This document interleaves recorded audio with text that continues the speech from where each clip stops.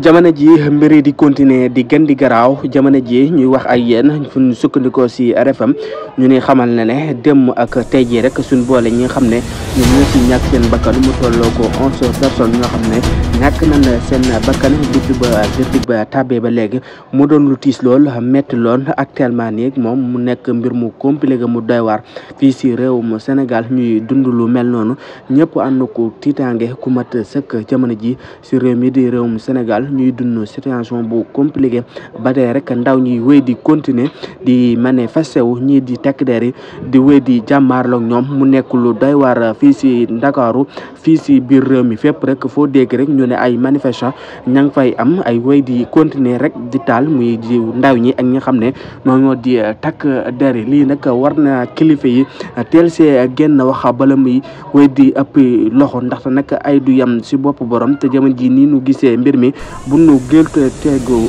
article mbir mi dina gën di garaaw mooy leen tey abonné tey partagé tey like vidéo bi baax a baax sutul seen bi di Buzz Total